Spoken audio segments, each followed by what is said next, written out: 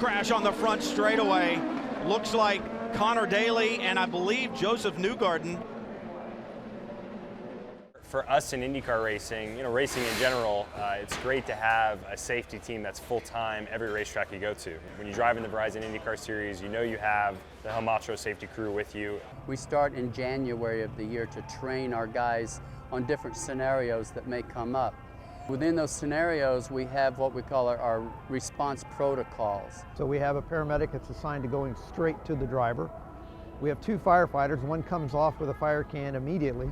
So we already have fire suppression, we already have emergency medical care going on, and that all happens within seconds, milliseconds. They're ready for everything, and yeah, for myself personally, I had a big wreck at Texas Motor Speedway, and the response time from them to me was, it's second to nothing. I mean, they're right there, ready to help you get out of the car and make sure that you're safe. You prepare mentally all the time for what we're going to be facing, and we do go from 0 to 100 mile an hour basically on an oval course like this one. It was key in me making through that accident at Indy, and for me to have a crew like that is as experienced as those guys are, not just medically in what they do. A lot of them are firefighters or EMS, outside of the racetrack. Well, in the room where I work is race control, and there'll be about 10 of us typically in that room, and everybody has a different function.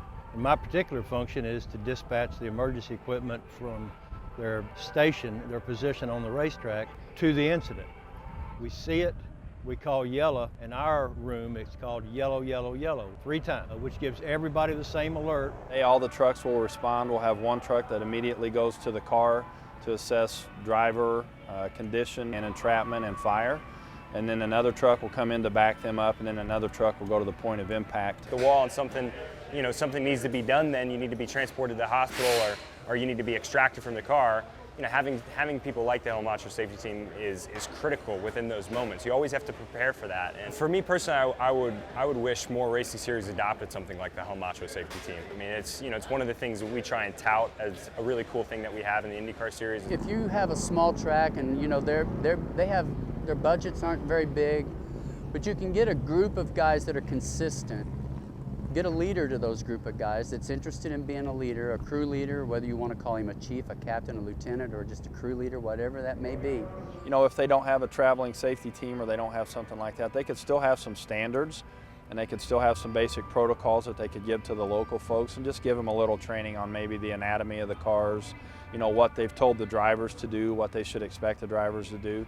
And then just lay out some expectations for the local crews of here's how we want you to respond to our folks. And I think it's important for the junior categories to maybe have one designated person that's kind of head of safety that does travel with that particular series, knows those drivers, knows the cars, and can brief any of the local help, whether it's EMS, fire, whatever, that'll be at the track that weekend. You need a crew leader to organize. You need a paramedic to take care of the driver. You need fire, you need fluid control. So those 4 items right there, as soon as you come off that truck, that's what you go for and that's what you do, and you stage in certain areas every time. The 2 big things for us when it comes to accidents like that is you need to know the race car, you need to know how to get drivers out. It's extraction is number 1. And the number 2 thing is you need to be able to get there quickly. Whatever you have to do, organize the people, place the people around the racetrack so that way you can be on the scene as fast as possible. That is such an important thing that sometimes we see in lower categories not maybe addressed as well as it should be.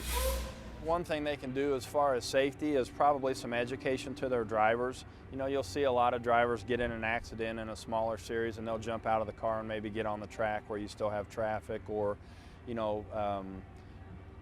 get in their car into a position, if they're still mobile or able to drive, but it's kind of not in a safe spot as far as the racing that's still going on. So, one, they can have some conversation with their drivers about, a safe way to operate if they're involved in an accident or something until they can get some safety folks there.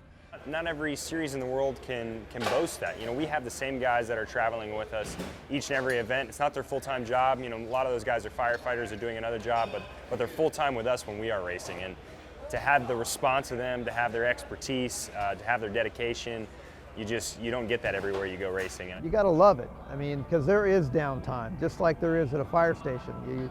You're sitting around, nothing's happening, and bam, you're right in the middle of it.